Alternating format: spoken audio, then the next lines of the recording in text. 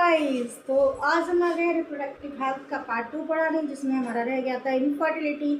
It is a very big issue too but कि कैसे जो है इनफर्टिलिटी के क्या क्या इश्यूज होते हैं, इनफर्टिलिटी क्या है, कौन कौन सी टेक्निक्स के थ्रू इनफर्टिलिटी को रोका जा सकता है। तो chapter is reproductive health. The topic is infertility. So infertility, failure to conceive even after the 1 to 2 years of regular unprotected sex. So term is not synonym with the sterility. It is not synonym with the sterility. Yani that means the inability to produce the offspring, that is known as infertility. Infertility जो है relative हम sterility बोल सकते हैं, लेकिन direct हम नहीं कह सकते sterile। यानी ये क्या एक इशू है इनफर्टाइल होना।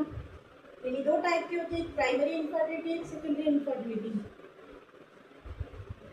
प्राइमरी इनफर्टिलिटी होती है कि वो कभी भी कंसीव नहीं कर सकती है, और सेकेंडरी इनफर्टिलिटी होती है कि वो प्रीवियसली कंसीव कर फाउंड इन पेशेंट हुए प्रीवियसली कंसीव, पहले कंसीव कर चुके, बाद में वो कंसीव नहीं कर पा रहे। प्राइमरी जो कभी कर ही नहीं सकते। Infertility can be called by defects found in male and female, either male and female, male और या फीमेल दोनों में अगर कोई डिफेक्ट है तो इससे इनफर्टिलिटी होगी। ऑफस्प्रिंग प्रोड्यूस करने की कैपेसिटी नहीं होगी, inability to produce the offspring. Males में हम क्या करते हैं फर्टिलिटी, तो 2.5 to 5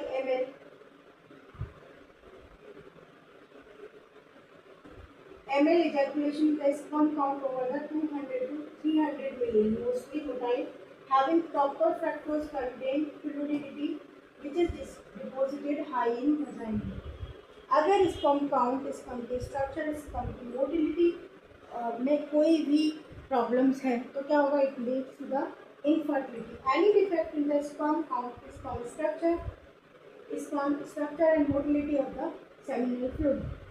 लो स्पर्म को हम बोलते हैं ओलिगोस्पर्मिया, एब्सेंस को बोलते हैं अजोस्पर्मिया, लो स्पर्म मोटिलिटी को बोलते हैं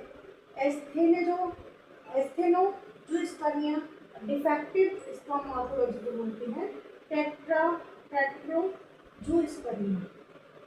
तो मेल में इनफर्टिलिटी का केस क्या है, या तो स्पर्म की मोटिलिटी पस सेल्स बढ़ जाना, सीमेन के स्ट्रक्चर्स में क्लियरेंस ना होना। इस लो स्पर्म को बोलते हैं ओलिगोस्पर्मिया, ये क्वेश्चन पूछा जाता है। लो स्पर्म को बोलते हैं ओलिगोस्पर्मिया, एब्सेंस में बोलते हैं अजोस्पर्मिया, लो स्पर्म मोटिलिटी को बोलते हैं एस्थेनोजूस्पर्मिया, डिफेक्टिव स्पर्म मोटिलिटी को बोलते हैं टेट्राजोस्पर्मिया।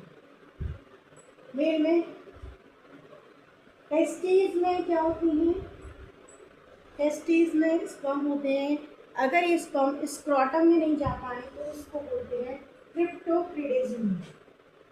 मेल के अंदर अगर स्पर्म जो है failure of testis to descend scrotum, ये एक ऐसा केस है। टेस्टिस जो है वो टेस्टिस जब पैदा होता है बच्चा, तो यानी क्या होता है, एब्डोमिनल कैविटी में टेस्टिस होती हैं। वो टेस्टिस उसके आफ्टर बर्थ क्या होती हैं, वो टेस्टिस कहाँ चली जाती हैं, स्क्रोटम में। अगर वो स्क्रोटम में नहीं जा पा रही है तो डिजीज हो जाएगी क्रिप्टोप्रिडेजियम। एब्सेंस ऑफ, ऐसा क्यों होता है, या तो ब्लॉकेज है वासा एफ्रेंसिया में, या एब्सेंस है। दूसरा केस, ये केस है, इन केस की वजह से मेल इनफर्टिलिटी है, यानी टेस्टिस स्क्रोटम में नहीं जाएगी, एब्डोमिनल कैविटी में रहेगी, तो क्या होगा, फंक्शंस नहीं हो पाएगा, इजैकुलेशन प्रोसेस नहीं होगी, स्पर्म की जो है का वर्क नहीं कर पाएगा, हाइपरथिन प्रॉपर पहुंच नहीं पाएगा। High scrotum temperature is also the part of infertility in male. Infections like mumps during puberty, mumps होता है, inflammation in testes में inflammation, chronic dilation of bronchioles, जो लंग्स में ब्रोंकाई में ब्रोंक्योल्स होते हैं, उनमें इन्फेक्शन हो जाना, सेमिनल वेसिकल्स में इन्फेक्शन, प्रोस्टेट में infection of chlamydia and trachomatis और ओलिगोस्पर्मिया लो स्पर्म। एल्कोहलिज्म भी स्पर्मेटोजेनेसिस को इनहिबिट कर देता है।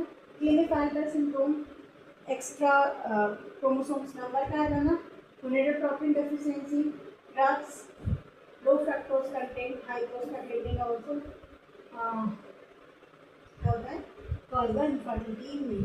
तो मेन तो क्रिप्टोक्रिटिज्म इम्पोर्टेंट है, ये पूछा जाता है, ये कई बार पूछा जा चुका है। क्रिप्टोक्रिटिज्म में दूसरा हमारा क्या है, इन्फेक्शंस है, alcoholism, Klinefelter, fructose content and prostaglandin, बहुत ज़्यादा क्वांटिटी में प्रोस्टाग्लैंडिन कंटेंट। फीमेल में है PCOD, polycystic ovarian disease. Female में क्या है, fertile women is one who regularly ovulate once every cycle, pass down the reproductive tract, which develop the conditions of smooth passes of sperm and implantation of fertilized egg. So ये होता है कि fertile women क्या होती है, वहाँ पे egg release होते हैं हर महीने, और उस मंथ में मेंस्ट्रुएशन साइकिल के 10 to 17 या 14 to 17 डेज के एग ओव्यूलेशन होता है। उस दौरान एग प्रोड्यूस होते हैं, एग प्रोड्यूस होकर वो फैलोपियन ट्यूब से होते हुए यूट्रस में जाते हैं। उस दौरान अगर फिजिकल रिलेशन बने हैं तो उस दौरान क्या होगा, स्पर्म आएगा किस एग के साथ फ्यूज करके इम्प्लांट होता है, फर्टिलाइजेशन होता है, फिर वो फर्टिलाइजेशन फैलोपियन ट्यूब में होने के बाद वो मूव करके यूट्रस में इम्प्लांट हो जाता है फिटस। बहुत सारे कॉजेज हैं इनफर्टिलिटी के। एंड ओव्यूलेशन या नॉन ओव्यूलेशन एक सबसे बड़ा रीजन है, ऑलिगो ओव्यूलेशन, ओव्यूलेशन की कमी होना या ओव्यूलेशन नहीं होना। अब एग का नहीं बनना, यानी ये ऐसा कब होगा, या थायराइड या एड्रिनल डिसफंक्शन, हाइपोथैलेमो पिट्यूटरी कॉम्प्लेक्स या थायराइड। दूसरा डिफेक्टिव सर्विक्स, तीसरा है ovum is not liberated, follicles में ओव्यूल जो है ओव्यूम है वो लिबरेटेड नहीं है, but remains trapped inside the follicle. Egg अंदर है लेकिन वो एग रैप्चर नहीं हो पा रहे प्रॉपरली, फॉलिकल रैप्चर हो रहा है लेकिन एग प्रॉपरली रिलीज नहीं हो पा रहे due to hyperprolactinemia, defective vaginal growth और non canalization of uterus, uterus support नहीं करना, उसकी लेयर जो है उसको सपोर्ट नहीं करना, वो सारी चीज़ें हैं। एंडोमेट्रियम डिफेक्टिव होना, malformation of uterus, fibroid uterus,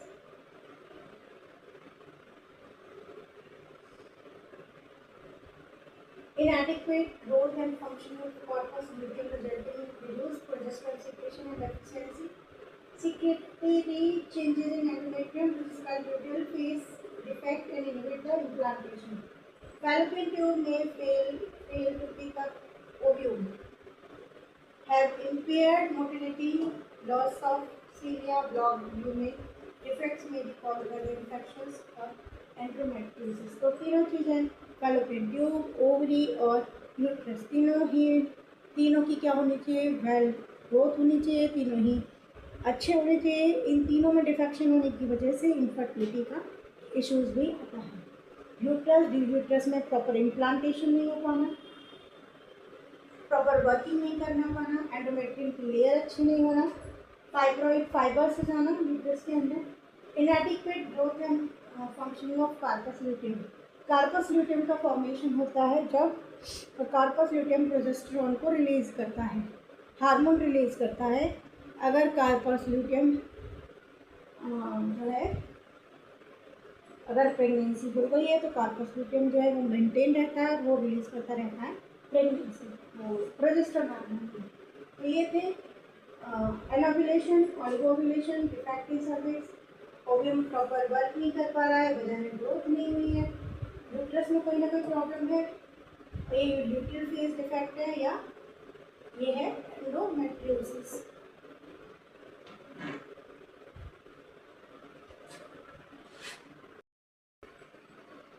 So infertility in females, PCOD, polycystic ovarian disease, polycystic ovaries, ovaries में बहुत सारे फॉलिकल्स जो होते हैं वो इकट्ठे हो जाते हैं, वो रैप्चर नहीं हो पाते, और एंडोमेट्रियोसिस और एंडोमेट्रियोमा जो यूट्रस की जो बॉल होती है वो यहाँ एडहेशन हो जाना ओवरीज के बीच में, यूट्राइन सेप्टम, यूट्रस जो है यूट्राइन की जो मेम्ब्रेन है वो डिवाइड हो जाती है, फाइब्रॉइड हो जाना, यानी यूट्रस में फाइबर्स हो जाना, इन्फेक्शन, वजाइनल इन्फेक्शन, और ब्लॉकेज ऑफ यूट्राइन ट्यूब में ब्लॉकेज हो जाना, ट्यूब ब्लॉक हो जाना,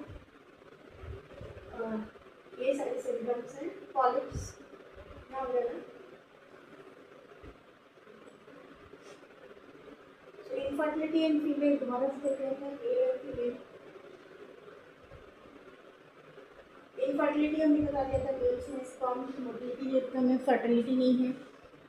ओलिगोस्पर्मिया, स्पर्म की काउंटिंग कम है या स्पर्म की मोटिलिटी कम है। काउंटिंग कम है तो हम बोलेंगे ओलिगोस्पर्मिया, मोटिलिटी कम है तो एस्थेनोस जूस्पर्मिया होगी। बिल्कुल एब्सेंस ऑफ एस्पर्म है तो एंजियोस्पर्मिया, डिफेक्टिव है स्पर्म मॉर्फोलॉजी तो टेट्राजोस्पर्मिया। क्या करना है, क्या क्या क्या क्या होता है, क्रिप्टोक्रिटिज्म होती है, यानी दैट इसमें क्या हुआ है, टेस्टिस जो होती है नॉर्मली डिसेंडेड होती हैं after the birth abdominal cavity से स्क्रॉटम में। तो इस टाइम में क्या होगा, स्क्रॉटम में डिसेंड नहीं होती, स्क्रॉटम में टेस्टिस ना नहीं पहुँचती हैं, तो एब्डोमिनल कैविटी में रहती हैं, वही होती है क्रिप्टोक्रिटिज्म। दूसरा है वासाई फ्रेंसे का ब्लॉकेज होना या एब्सेंस हो जाना। तीसरा है स्क्रॉटल का टेम्परेचर हाई होना। चौथा है इन्फेक्शन लाइक एज मम्स, यानी seminal vesicle infection, prostate infection, oligospermia condition है ना, अल्कोहलिज्म, बहुत ज़्यादा शराब पीना, क्लिनिफाइडर सिंड्रोम, गोनेडोट्रोपिन डेफिशिएंसी और फ्रक्टोज कंटेंट का लो हो जाना, और प्रोस्टाग्लैंडिन हार्मोन का बढ़ जाना। ये सारा जो है मेल का था। फीमेल की इनफर्टिलिटी के बहुत सारे रीज़न हो सकते हैं। एनओवुलेशन या ऑलिगोवुलेशन होता है। एनओवुलेशन, ओवुलेशन एग का नहीं बन रहा है, या फिर एग बहुत कम क्वांटिटी में बन रहे हैं तो रैप्चर नहीं हो पा रहे, या उसके अंदर ही है, लिबरेट नहीं हो पा रहे, या वजाइनल ग्रोथ नहीं है, या यूट्रस में कोई भी फाइब्रॉइड है, कैनालाइजेशन नहीं है प्रॉपरली, एंडोमेट्रियम की लेयर जो है, वो जो वॉल होती है वो थिक हो जाती है, तो वो थिकनेस बहुत ज़्यादा है, इसकी वजह से भी हो सकता है कि कार्पस ल्यूटियम जो है उसका फंक्शन लिक्विड फॉर्म में है। फैलोपियन ट्यूब जो है ब्लॉक है, या कोई जो है या हेयर नहीं, सीलिया प्रेजेंट नहीं है।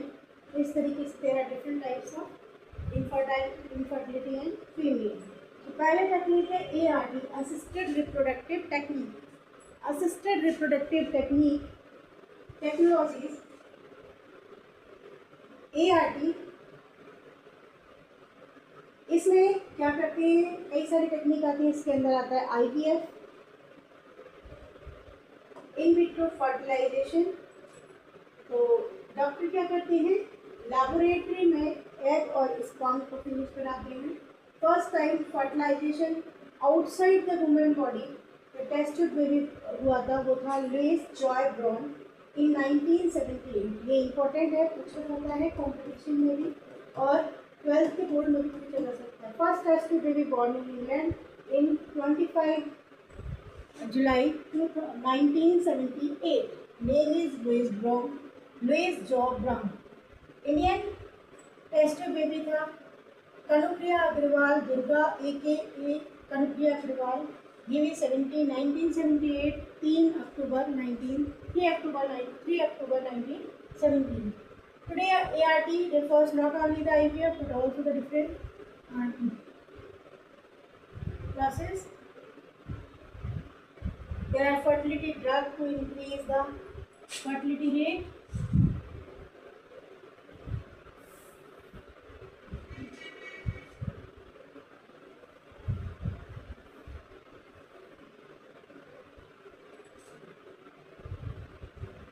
Main ART techniques: IVF, GIFT, AI, donor egg or embryo, surrogacy, GIFT, GIFT, ICSI.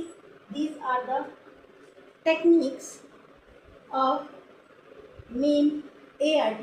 First is IVF, in vitro fertilization. IVF most commonly used procedure है। एग इसमें पार्टनर के स्पर्म के साथ फ्यूज होते हैं। तो लैबोरेटरी में एक डिश होती है, डिश पैटी डिश में हमने एग को 14 डेज पे रिलीज़ किया फीमेल से। स्पर्म को हमने या तो हमने क्रायो प्रिजर्व स्पर्म को ले लिया, क्रायो प्रिजर्व होता है, स्पर्म को हमने प्रिजर्व करके रख लिया है पार्टनर या किसी अनदर पर्सन का, और वो क्रायो प्रिजर्वेशन होती है टेक्निक जिसमें हम लॉन्ग टाइम तक स्पर्म एग को प्रिजर्व कर सकते हैं लिक्विड नाइट्रोजन 198 डिग्री सेल्सियस। उसको यूज़ किया, दोनों को हमने फ्यूज़ कराना है पेटी डिश में, लेबोरेटरी में फ्यूज़ कराना है वुमेन वोम के बाहर, यूट्रस से बाहर। दैट मीन्स एग फीमेल का एग लिया, मेल का स्पर्म लिया, हमने इन्वर्टेड माइक्रोस्कोप की हेल्प से पेटी डिश के अंदर दोनों को फ्यूज़ कराया। फ्यूज़ करा के उसके जो ब्लास्टोमियर बनते हैं 5 डेज में, वो ब्लास्टोमियर बनते हैं, दान उनको हमने इम्प्लांट कर दिया यूट्रस के अंदर। ये होता है IVF technology. Intracytoplasmic sperm injection, ICSI. ICSI होती है एक ऐसा जब स्पर्म जो है प्रॉपर वर्क नहीं करता है, तो स्पर्म जो है माइक्रोस्कोपिक नीडल से, यानी पेटी डिश में जो होता है, पेटी डिश में हमने एग लिया और बहुत सारे स्पर्म जो है वो छोड़ दिए, ऑटोमेटिकली स्पर्म कोई भी एक स्पर्म आएगा वो प्रॉपरली एग के साथ फ्यूज हो जाएगा। इक्सी में क्या होता है, हम बेस्ट क्वालिटी का स्पर्म निकालते हैं और उसको इंसर्ट करवाते हैं एग के अंदर। तो partners sperm is placed inside the egg with a microscopic needle rather than the many sperm position close to the outside of the egg, as in IVF in a dish in a lab. Once fertilization occurs, resulting embryo is placed inside the uterus. तो इस case में क्या होता है, ICSI के case में क्या होता है, हमने क्या करना है, IVF में तो हमने स्पर्म को लिया और बहुत सारे स्पर्म एग के अंदर डाल दिए। कोई भी जो फाइट करता जाएगा, जो बेस्ट होगा, बेस्ट क्वालिटी का एंटर कर जाएगा, एग की मेम्ब्रेन को पेनिट्रेट करता होगा। इस केस में क्या होगा, हमने अच्छी क्वालिटी, बेस्ट क्वालिटी का स्पर्म को एग के अंदर फ्यूज़ कराएंगे और जब वो हो जाएगा, एम्ब्रियो बन जाएगा, तो उसको इम्प्लांट कर देंगे यूट्रस में। Gamete intrafallopian tube transfer. Gamete वाले केस में क्या है, यानी यहाँ पे ओव्यूम डोनर से कलेक्ट करके फैलोपियन ट्यूब में से, डोनर से फीमेल है, डोनर है, इसके मेल से एग को रिलीज किया। Who can not produce one, जो प्रोड्यूस नहीं कर सकती है, यानी हमने क्या किया है, हमने जो फीमेल एग प्रॉपर प्रोड्यूस नहीं कर सकती है, तो हमने दूसरे फीमेल से एग लेके उस फीमेल के फैलोपियन ट्यूब में एग को इंसर्ट कर दिया फर्टिलाइजेशन के लिए। डोनर एग और एम्ब्रियो, ये डोनर एग जो जिनकी एग की क्वालिटी अच्छी नहीं है, तो वो क्या करेंगे, वो डोनेट, वो दूसरों से एग लेंगे, तो ये हम बोलते हैं डोनर एग और एम्ब्रियो। ये enable to conceive using her own egg donated by another woman mixed with the partner's sperm. दूसरे वुमेन का एग लेके दूसरे स्पर्म और स्पर्म के पार्टनर के स्पर्म के साथ फ्यूज़ कर दिया। लेबोरेटरी में भी ये प्रोसेस होगी, तो इसी को हम बोलते हैं डोनेटेड एग। तो यहाँ हम इस सेम प्रोसीजर यहाँ पे होता है, डोनर एग होता है, ऐसे ही डोनर एम्ब्रियो होता है। डोनर एम्ब्रियो में भी क्रायोप्रिजर्व एम्ब्रियो या किसी का एम्ब्रियो लेके उसको हम डायरेक्ट इम्प्लांट कर देते हैं यूट्रस में। आर्टिफिशियल इंसेमिनेशन, अगर मेल की जो है इनफर्टाइल है, तो आर्टिफिशियल इंसेमिनेशन कर देते हैं। इस लो स्पर्म काउंट है, तो इसमें क्या होगा, आर्टिफिशियल इंसेमिनेशन प्रोसेस के थ्रू सीमेन को कलेक्ट किया either the husband or healthy donor and introduce either through the vagina or into uterus। तो इस टेक्निक को बोलते हैं IUI, intrauterine insemination of the female. अगर मेल में स्पर्म की क्वांटिटी जो है कम है, यानी क्वालिटी अच्छी नहीं है, लो स्पर्म है, तो इस केस में AI टेक्निक की हेल्प से IUI करा सकते हैं। इससे मेन है। नेक्स्ट है हमारी surrogacy, use of gestational carrier. अगर फीमेल का यूट्रस जो है सक्षम नहीं है, एग रिलीज हो रहे हैं, स्पर्म प्रॉपर हैं, लेकिन यूट्रस की क्वालिटी अच्छी नहीं है, यूट्रस में इम्प्लांट नहीं हो सकता, तो in that situations donor women होती है, sorry,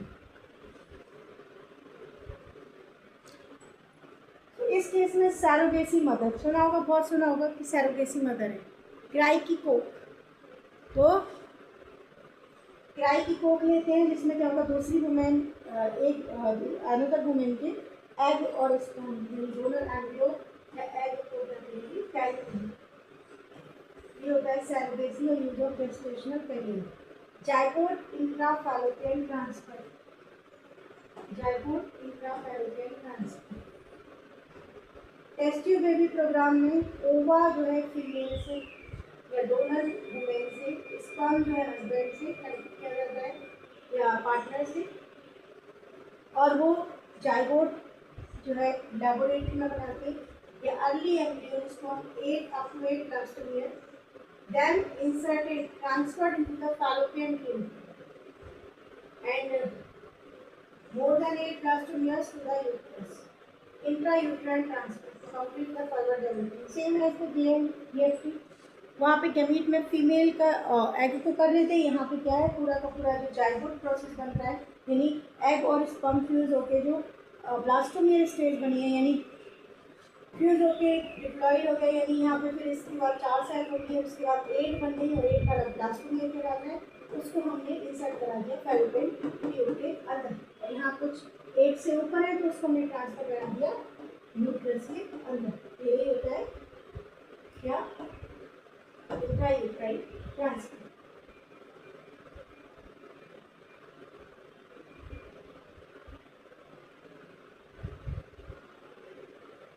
these are the ART techniques. I hope आपको ये बहुत अच्छे से टेक्निक समझ में आई होंगी। अगर किसी को कोई इससे रिलेटेड इशू हो रहा है then you can ask the questions और इससे रिलेटेड।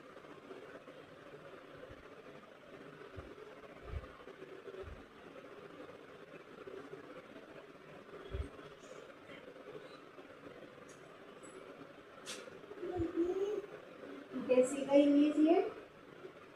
तो हमने क्या किया है, डिग्री के थ्रू हमने क्या किया, अल्ट्रासाउंड कंट्रोल डिग्री होती है, उसके थ्रू हमने एग को हमने क्या कर लिया, पिकअप कर लिया है।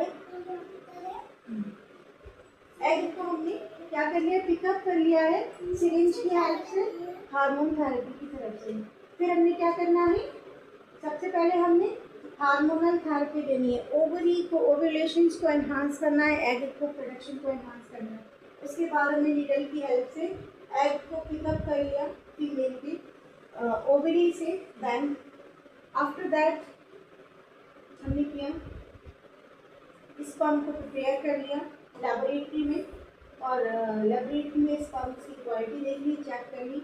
उसके बाद हमने क्या किया, एग और स्पर्म दोनों को, ये वैक्यूम पंप की हेल्प से यहाँ पे स्पर्म को, एग को निकाल लिया, यहाँ स्पर्म को निकाल लिया, दोनों को हमने लेबोरेटरी में फ्यूज करा दिया, स्पर्म में ये एग में। इसके बाद क्या हुआ, धीरे धीरे दोनों फ्यूजन हुआ, फर्टिलाइजेशन हुआ, फ्यूजन होने के बाद जाइगोट बना, जाइगोट के बाद फिर धीरे धीरे ये डिवाइड होने लगी सेल्स, और इस तरीके से ब्लास्टोमियर बन गया, और इस ब्लास्टोमियर को कैनुला की हेल्प से हमने ट्रांसमिट कर दिया फीमेल। ये है एम्ब्रियो ट्रांसफर। तो इस तरीके से this is the IVF process. Next is ICSI.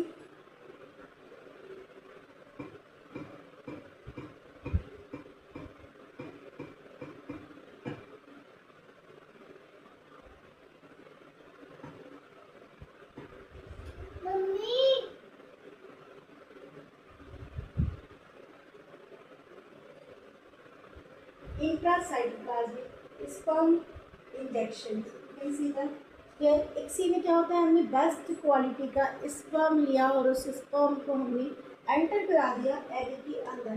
तो जब स्पर्म की लड़ने की कैपेसिटी नहीं है एग मेम्ब्रेन से, तो उसको क्या कराते हैं, with the help of injection हम क्या कराते हैं, डायरेक्ट इंसर्ट कर दिया स्पर्म को एग के अंदर। तो this is called the sperm ICSI। IVF और ICSI में क्या डिफरेंस है देखो। IVF प्रोसेस में क्या है, बहुत सारे स्पर्म आपको यहाँ दिखाई देंगे, कैसी इमेज। IVF में यहाँ पे बहुत सारे स्पर्म दिखाई दे रहे हैं जो एग को पेनिट्रेट कर रहे हैं, लेकिन ICSI में क्या है, केवल सेलेक्टेड स्पर्म को लिया है जिसको इंसर्ट करा रहे हैं। नेक्स्ट है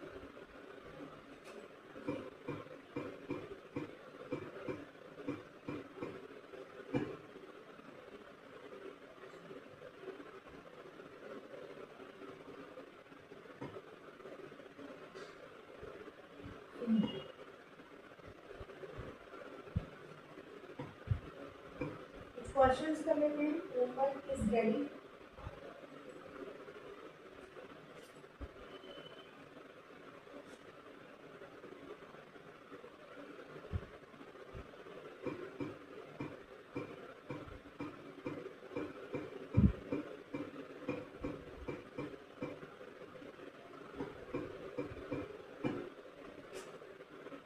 तो आज की क्लास हमारी ख़त्म हुई। Thank you so much for watching my video. अगर मेरी वीडियो पसंद आई है तो लाइक कीजिएगा, कमेंट कीजिएगा और सब्सक्राइब करना मत भूलिएगा। Thank you so much. जिनको भी क्वेश्चंस करने इस चैप्टर से रिगार्डिंग, तो यहाँ पर डिस्क्रिप्शन में एक लिंक दे दूँगी टीचमेंट ऐप का, वहाँ पे आप जाके डायरेक्ट रिसोर्स मटेरियल्स देख सकते हैं और जितने भी क्वेश्चंस हैं इससे रिलेटेड वो क्वेश्चंस कर सकते हैं। There are lot of objectives which is related from this chapter.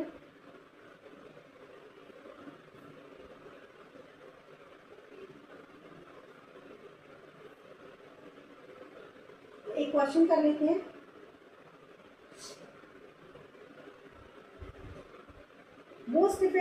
What is the most effective method to prevent the sexually transmitted infection? Sexually transmitted infections को रोकने के लिए सबसे बेस्ट इफेक्टिव मेथड कौन सा है? रेगुलर STI है, testing है, using condoms consisting and correctly limiting the number of sexual partners. तीनों ही सही है या एक सही है? आंसर दीजिए। सेक्सुअली ट्रांसमिटेड डिजीज को रोकने के लिए हमें क्या करना है? आंसर होगा all of the above. Which contraceptive method is considered permanent and irreversible? कौन सी कॉन्ट्रासेप्टिव जो है मेथड जो है वो परमानेंट है और इरिवर्सिबल है? Condom, tubal ligation, birth control pills and IUD device है। एक बार लगा दो 3 ईयर्स, 5 ईयर्स, 7 ईयर, 10 ईयर्स के लिए जो ट्यूबल लिगेशन जो है वो एक परमानेंट इलाज है।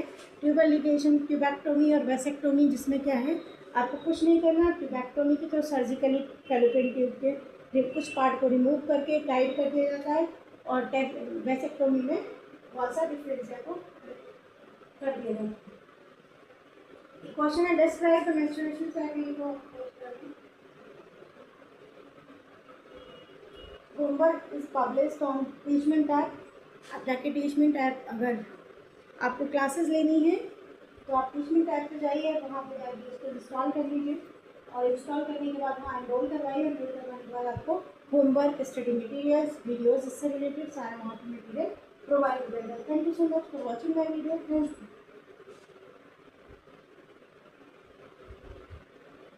Now the lecture is published here on Teachment app.